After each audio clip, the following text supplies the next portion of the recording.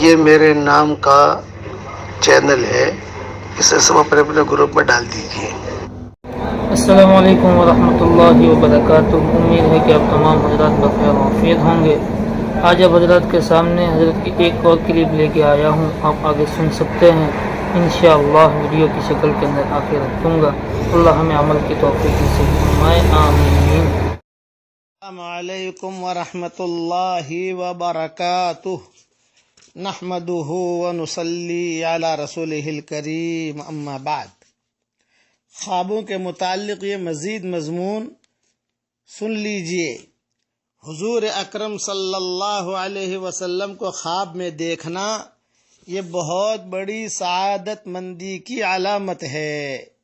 علماء نے لکھا ہے کہ جو حضور صلی اللہ علیہ وسلم کو خواب میں دیکھے، اس کا مطلب یہ ہے کہ اس کی موت جو ہے وہ اسلام پر آئے گی اور سنت پر چلنے والا بنے گا۔ اگر بیمار آدمی دیکھے گا خواب میں حضور صلی اللہ علیہ وسلم کو، اس کا مطلب کہ اللہ اسے شفا دے گا۔ مقروض آدمی دیکھے گا تو اس کا اللہ تعالیٰ قرضہ ادا کرا دے گا۔ یہ ساری چیزیں فتح الباری کے اندر جو فتح الباری کے مصنف ہیں انہوں نے یہ ساری چیزیں لکھی ہیں۔ اب خالی میں حضور صلی اللہ علیہ وسلم کو خواب میں دیکھنا یہ سعادت مندی کی علامت ہے، اور اگر کوئی حضور صلی اللہ علیہ وسلم کو خواب میں نہ دیکھے تو اس کا مطلب یہ نہیں ہے کہ اس کے دین میں کوئی نقصان ہے۔ یہ علامت نہیں ہے کہ بھئی تو نے حضور کو خواب میں دیکھا ہے، میں نے حضور کو خواب میں نہیں دیکھا تو یہ نہیں۔ خواب میں دیکھنا یہ اچھائی کی علامت ہے، اور کوئی نہیں دیکھتا، کوئی حرج کی بات نہیں ہے، کوئی سب کا خواب میں دیکھنا ضروری نہیں۔ لیکن چونکہ مسلمانوں کو تمنا ہوتی ہے کہ حضور صلی اللہ علیہ وسلم کو خواب میں دیکھے، تو علماء نے لکھا ہے کہ حضور کے خواب میں دیکھنے کی اگر کسی کی تمنا ہو تو کچھ وظیفے علماء نے لکھے ہیں، وہ میں عرض کر دیتا ہوں۔ اللہ کرے کہ حضور صلی اللہ علیہ وسلم خواب میں آ جائے، اور مدینہ منورہ سے ہی یہ وظیفے دے رہا ہوں۔ شاہ عبدالحق محدث دہلوی رحمۃ اللہ علیہ نے لکھا ہے کہ جمعہ کی رات میں 2 رکعت اگر کوئی آدمی پڑھے، پہلی رکعت میں 11 بار آیت الکرسی اور دوسری رکعت میں 11 بار سورہ اخلاص، بس، اور یہ 2 رکعت اس طریقے سے پڑھنی ہے، اور پھر سلام پھیر کر 100 مرتبہ یہ درود پڑھنا ہے۔ اللہم صل علی محمد وعلی آل محمد عدد خلقک ورضا نفسک وزنت عرشک ومداد کلماتک۔ تقریباً یہ وظیفہ کرنے میں آپ کو 15 منٹ جائیں گے۔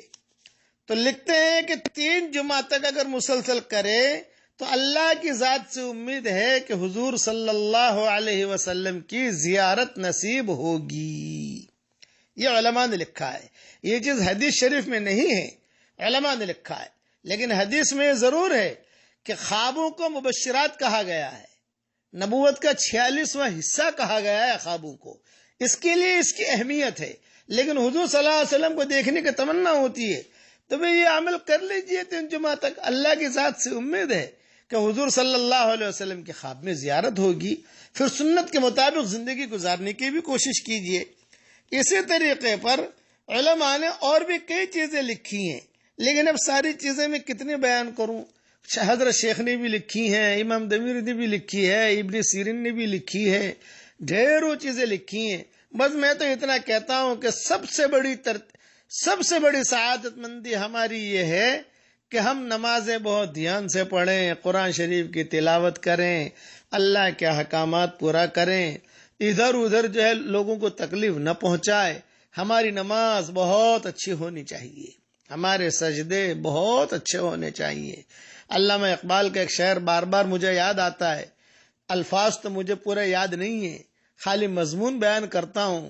علامہ اقبال کہا کرتے تھے کہ مجھے خطرہ ہے، علامہ اقبال کہتے تھے مجھے خطرہ ہے کہ کہیں تیرے یہ سجدے تجھے کافر نہ کر دے اے اقبال، مجھے یہ خطرہ ہے کہیں تیرے یہ سجدے تجھے کافر نہ کر دے اے اقبال، کہ جھکتا کہیں اور ہے سوچتا کہیں اور ہے۔ الفاظ تو یہ نہیں ہوں گے شعر کے، لیکن مضمون میں نے بیان کیا ہے. جو ہوا میں بس سر بسجود، تو زمین سے آنے لگی یہ ندا، تیرا دل تو ہے صنم آشنا، تجھے کیا ملے گا نماز میں. اس لیے اپنے نمازوں کو سدھاریے، اللہ سے اپنے تعلق کو بڑھائیے. اللہ تعالی ہم سب کو خشوع خضوع کے ساتھ نماز پڑھنے کی توفیق عطا فرمائے. درود شریف کا بہت اہتمام کیجیے، قرآن شریف کی تلاوت کا بہت اہتمام کیجیے، دین پر چلنے کا بہت اہتمام کیجیے. بقیہ تفصیل انشاءاللہ کل عرض کروں گا.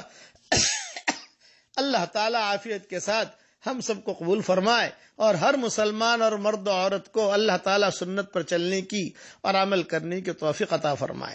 والسلام علیکم ورحمۃ اللہ وبرکاتہ، وآخر دعوانا ان الحمد للہ رب العالمین.